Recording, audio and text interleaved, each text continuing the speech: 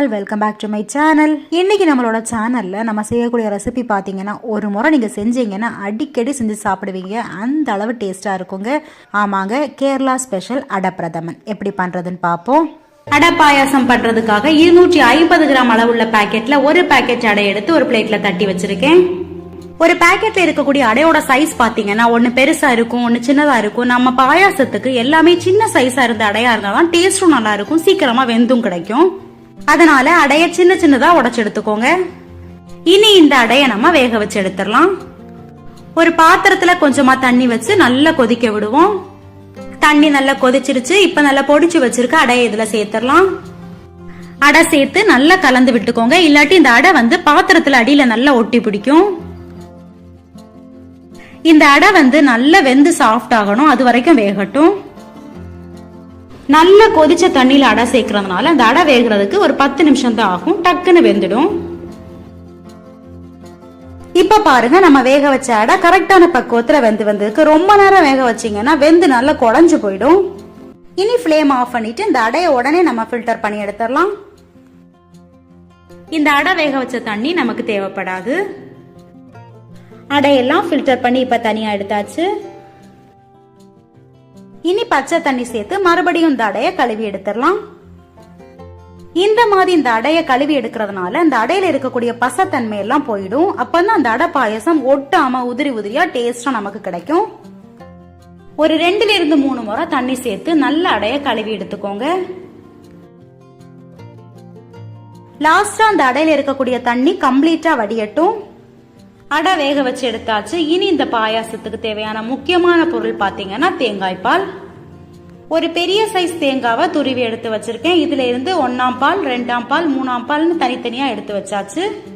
1ஆம் பால் அதாவது திக்கான தேங்காய் பால் பாத்தீங்கன்னா 1.5 கப் அளவுக்கு எடுத்து வச்சிருக்கேன்.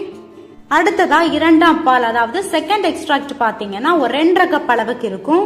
லாஸ்டா 3ஆம் பால் அதாவது தேர்ட் எக்ஸ்ட்ராக்ட் பாத்தீங்கன்னா 3 கப் எடுத்து வச்சிருக்கேன். இப்ப நம்ம பாயாசத்துக்கு தேவையான சர்க்கரையை உருக்கி எடுத்துடலாம். 250 கிராம் அளவுக்கு அடை எடுத்திருக்கிறதுனால அதுக்கு டபுள் அளவுக்கு சர்க்கரை எடுக்கணும். அப்பதான் இனிப்பு சுவை கரெக்டா இருக்கும். நல்ல டார்க் கலர்ல இருக்கக்கூடிய சர்க்கரையா பார்த்து எடுத்துக்கோங்க. அப்பதான் பாயாசமும் நல்ல டார்க் கலர்ல நல்ல பார்க்க அழகா கிடைக்கும். இனி இந்த சர்க்கரையை கரைச்சி எடுக்கிறதுக்காக இது கூடவே ஒரு 3/4 கப் அளவுக்கு தண்ணி சேர்த்துக்கோங்க. சர்க்கரை ஃபுல்லா கம்ப்ளீட்டா உருகுனதுக்கு அப்புறமா ஃப்ளேம் ஆஃப் பண்ணிக்கோங்க. இப்ப நம்ம பாயாசம் செய்ய ஆரம்பிச்சிடலாம். பாயாசம் பண்றதுக்காக அடிகனமுள்ள பாத்திரமா எடுத்துக்கோங்க. இப்ப இந்த பாத்திரத்தை ஹீட் பண்ணி 2 டீஸ்பூன் அளவுக்கு நெய் சேர்த்துடலாம். நெய் உருகுனதுக்கு அப்புறமா வேக வச்சு 2 இருந்து 3 முறை கழுவி எடுத்த அடைய இதுல சேர்த்துடலாம். அடை சேர்த்ததுக்கு அப்புறமா இந்த நெய்யிலேயே இந்த அடைய ஒரு 2 நிமிஷமாவது நல்லா வதக்கிக்கோங்க. இந்த மாதிரி அடைய நெய்ல வதக்குறதுனால அந்த அடையோட பச்சை ஸ்மெல்லாம் நல்லா போயிடும். அடைய நெய்ல வதக்கும் போது மிதமான தீயில வச்சு வதக்கிக்கோங்க. ஒரு 2 நிமிஷம் அடை நல்லா வதங்கினதுக்கு அப்புறமா கரைச்சி வச்சிருக்க சர்க்கரைய ஃபில்டர் பண்ணி இதுல சேர்த்துடலாம். சர்க்கரையில அதிகமான அளவுக்கு தூசி மண் இருக்கிறதுனால இந்த மாதிரி ஃபில்டர் பண்ணி சேர்த்துக்கோங்க, டைரக்டா சேர்க்க வேண்டாம்.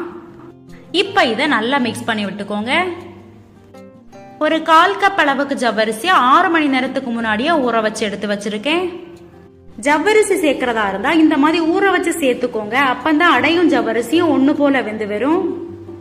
ஊற வச்சிருக்க ஜவ்வரிசியும் ஒன்னா சேர்த்து நல்லா கலந்து விட்டுருவோம். ஜவ்வரிசி சேர்க்கறது ஆப்ஷனல் தான், தேவைப்பட்டா சேர்த்துக்கோங்க. அடை பாயாசம் ஜவ்வரிசி இல்லாமலும் செய்யலாம். ஜவ்வரிசி சேர்க்கறதுனால இன்னும் நமக்கு நல்ல டேஸ்டா கிடைக்கும். ஹை ஃப்ளேம்ல வச்சு நல்லா கலந்து விட்டுக்கோங்க. சேர்த்த சர்க்கரை பாகிலே இந்த அடை ஜவ்வரிசி எல்லாம் நல்ல வெந்து வத்தி வரட்டும், அந்த அளவுக்கு கலந்து விட்டு வேக வச்சுக்கோங்க. ஜவ்வரிசி சேர்த்து ஹை ஃப்ளேம்ல வச்சிருக்கிறதுனால நல்லா கலந்து விட்டுக்கோங்க, இல்லாட்டி அடியில பிடிச்சிடும். ஒரு 2 இருந்து 3 நிமிஷத்துக்கு அப்புறமா பாருங்க, இந்த சர்க்கரை பாகெல்லாம் நல்லா கொதிச்சு வந்துடுச்சு. நல்லா கலந்து விட்டு இந்த சர்க்கரை பாகு